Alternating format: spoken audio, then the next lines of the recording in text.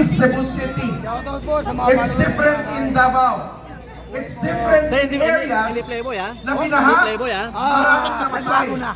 So corruption is not just money lost for people in Cebu. It is also lives lost, properties na tinangay at nawala.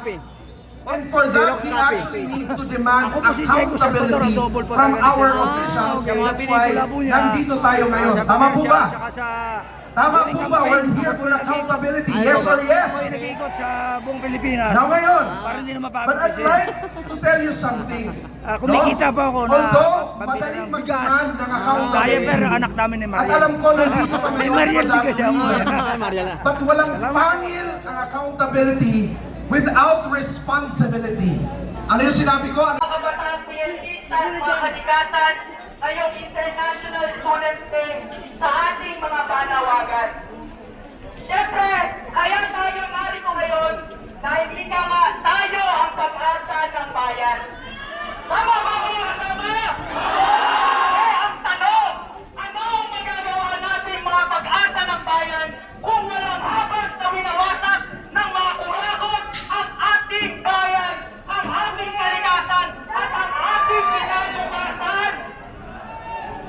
Mapandambang ang mga opisyal ng gobyerno sa ating mundo at ang kapal pa ng Kalanggaran, Sir Retired General, walang iba kundi si Sir Retired General Virgilio Garcia.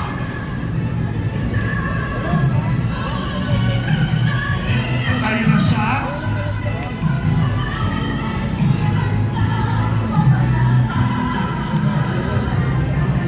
Magandang gabi po sa inyong lahat. Magandang gabi po sa inyong lahat.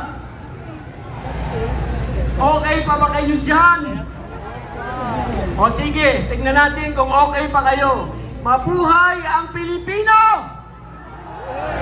Mabuhay ang Pilipinas! Alright. Anong ko sa inyo? Tanga ba ang Pilipino? Hindi ko madinig. Tanga ba ang Pilipino? Pipi ba ang Pilipino? Tama yan. Sapagkat unang-una sasabihin ko sa inyo, inatakot nila ang mga gustong magsalita, inatakot nila ang mga gustong lumaban. Nakakasuhan nila yung mga lumalaban para sa taong bayan, pero yung mga dapat kasuhan, kinakalong nila.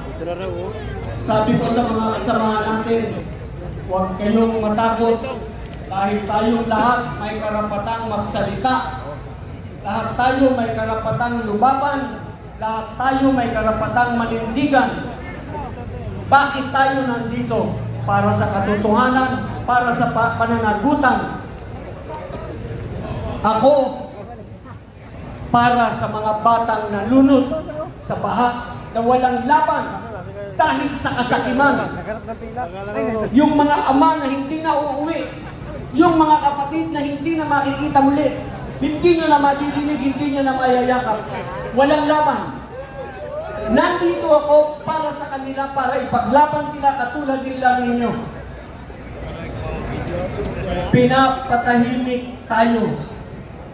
Niloloko tayo. Balikan natin yung sinabi ni Kong Mike tungkol kay Gutesa. Ngayong si Gutesa ay mayroon ng bagong salaysay. Wala na bang silbi ang una niyang salaysay? Mabisa pa po iyon. Hindi po yun nagbago. Kung ano yung una niyang sinabi, yun pa rin yun. Lalo na sinigundahan siya ni Saldico. Alright, corroborated yung kanyang statement. Natatakot na sila kaya ganyan ang ginagawa nila. Ngayon, kaya sila dribble ng dribble para magawa nila yung pagtatakip na gusto nilang gawin. Bakit dribble? Merong pagdinig sa Senado.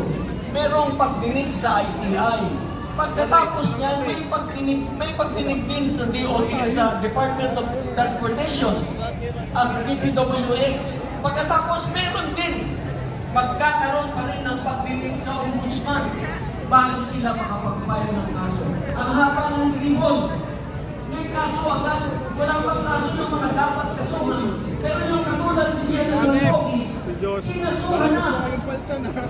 Inciting prosecution daw, hindi kami magkakamali ng mga gawa niya sapagkat kami sa United People's Initiative ang pinaglaban namin ay ang paggalang sa saligang batas. Ang sunod sa saligang batas, ang pagkatanggol sa saligang batas. Kaya hindi kami magkakamali. Natawagin kayo at hikayatin kayo na tayo ay mag-overthrow ng gobyerno ito. Pwede natin sabihin, Marcos,